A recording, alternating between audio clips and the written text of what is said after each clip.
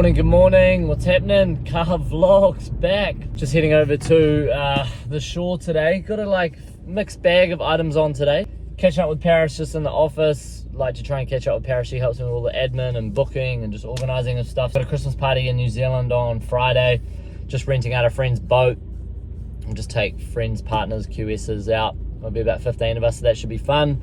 So just organising like clothing, getting all that ordered, merch done, printed. Had an issue with NZ Post yesterday. They fucking never put shit out on time. They don't just drop stuff at your door. Then you got to call them back, and then you want to say, oh, can I just come in and pick it up? Oh, sorry, we're a non-pickup depot. And I'm like, well, you've got all my shit that I've paid for, so give it to me. Anyway, so we're gonna have to go rebuy all the clothes again because we need to get it to the printer today. 3-day turnaround, pick up on Friday morning, get it for Friday afternoon. It's Tuesday morning today.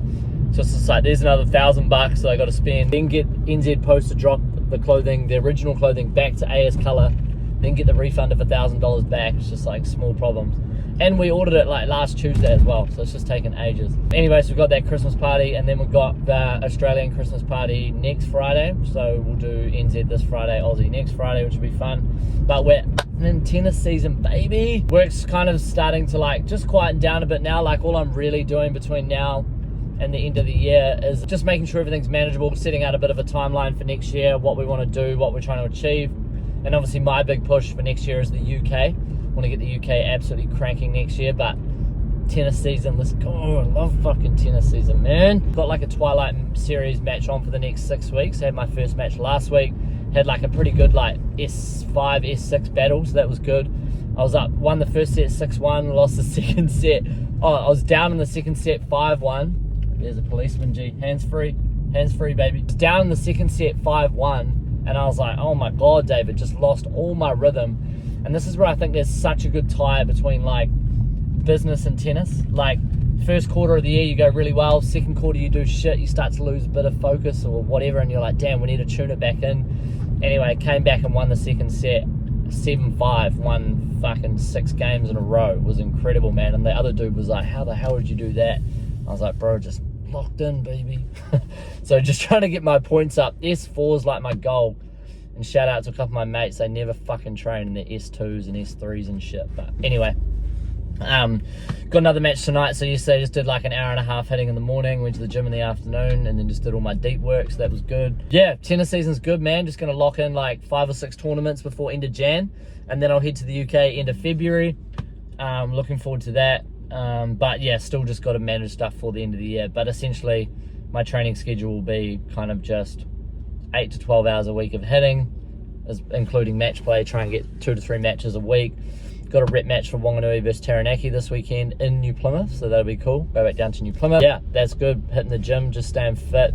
I'm getting old now. I'm 31, so I've got to look after my lower back and shit. Heaps of stretching. Get some Havasana in at yoga. Get some downward dogs in. Essentially, business-wise, going well, man. Did have a massive problem though. This year, I've been really looking to get into the property. Sorry, I just nearly ran a red light. This year I've been my main push was getting into property. I want to do renovations, I want to do some new builds. And for those that follow me on IG, I've got a new build underway at the moment. Just finished another one and doing a renovation. But I pulled about 250, 300K out of the business this year in order to buy heaps of property. So I put a shit ton of money down on real estate.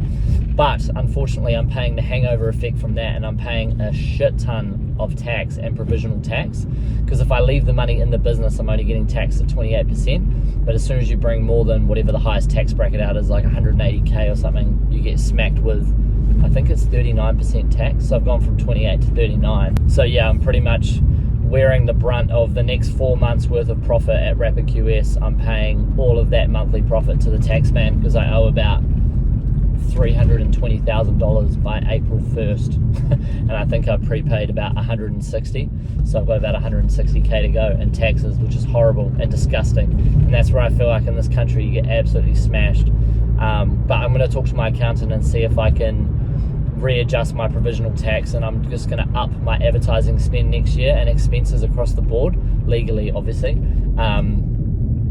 We're going to see if I can up my expenses across the board next year, reduce profitability, pay less provisional tax, and then hopefully by the time I prepay a shitload of tax by April, get to that 320, 350, then I've got a buffer for the following year. But it's just annoying because you're still paying GST and then you're still paying PAYE and all this shit, and it's just frustrating. But in the early days, obviously, I was just a freelance model business, you know, but now that we've got staff and guys on the books, we've got to watch that stuff. So anyway, it's all good. There's always problems, man. There's always a pro and con. There's always like a hangover effect from something good or bad from something bad. Like, it's just frustrating. But anyway, that's kind of what I'm dealing with at the moment. But I know the real estate's a good payoff. Like, you know, you just sink money into it and it's just like a 10-year play. As long as you're not looking to sell anytime soon, you just hold on, use the equity for later. That's kind of my safety net. Right now, I'm all risk, all business, and that's all I'm wanting to do, which is fun. So, no, today's just going to be sorting out clothes, sorting out boat party. The big IG reel released last night with Luke Kemmys for Keep the Change.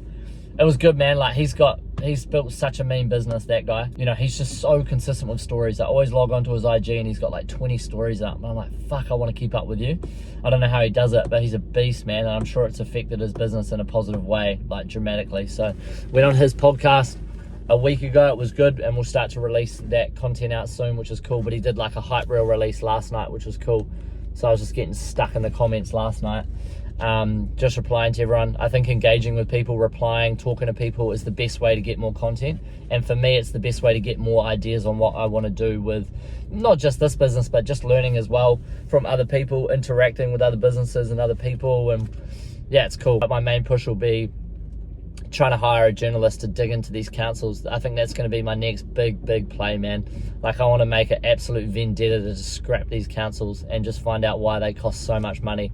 Like, I think private enterprises would absolutely smoke these guys. Like a private residential builder, if they got issued a job at the council to, you know, build 50 lineal meters of retaining wall, they would actually smoke whoever they've got on the books doing their retaining walls for them. They just charge way too much money. It's criminal. So that's something that I really want to push for. Like, I'm trying to find the right sort of media guys that I can jump on board with. News channels like Duncan Gardner needs to get back out to me, man. Hit me up. I've messaged you on IG. I've had a few people tell me to reach out to certain people, which is what I'll be doing. Yeah, just want to make a good push on that. And that's something that I feel quite passionate about as well. Auckland Harbour Bridge, baby. What's up? That's something that I'd be passionate about. Not are we only just helping the builder now, but we're helping the rate and taxpayer feeling like they've got a voice. So that's what I'm keen to do. Just want to keep smashing TikTok. ASAP plumbing stuff, that's going really well. We did like $3,800 in revenue on the weekend, Saturday, Sunday, because Mike's still working his full-time job at the moment. So doesn't, like, we do have enough work full-time for him to come over and replace his income. But just leading into the Christmas break, I was like, oh, you may as well just stay on wages till Christmas, get paid out for the end of the year, and then come January, like, we'll just turn all the ads on, go through our existing database of guys, builders that we've got through Rapid QS, start pitching our product and service to them for plumbing. And my goal is to get that to $1 million turnover next year. So all I need is $100,000 months, really, or $85,000 months, and that'll do it. So that's kind of my goal for next year, and get the UK off the ground. Be doing £50,000 a month turnover by June. I think I can do that. I just want to double my income next year. I told everyone at the team, I said, if you're not trying to help me double my income, and I'm not trying to help you double yours, we got something wrong. So anyway, we'll tap out. Let me know if you're enjoying the car vlogs, anything you want me to elaborate more on. But to be honest, I just want to keep doing these, and if it's something that I can look back on in 10 years and be like, fuck, these were cool to do, man. Like, I just want to know, it's almost like a timestamp, you know, like, hey, today's 8:15 in the morning, I'm driving to the shore to catch up with Drew, got a meeting at 9, then we'll sit in the office from 11 till 3, go to Remuera, get my sports massage, then go home, have a feed, have a rest, go to tennis at 6, and I want to look back and be like, fuck, that was cool, fuck, that was a good Tuesday, like, that was a sick Tuesday. And if anyone else gets anything out of this, educate and inspire. That's what I'm looking to do. Peace.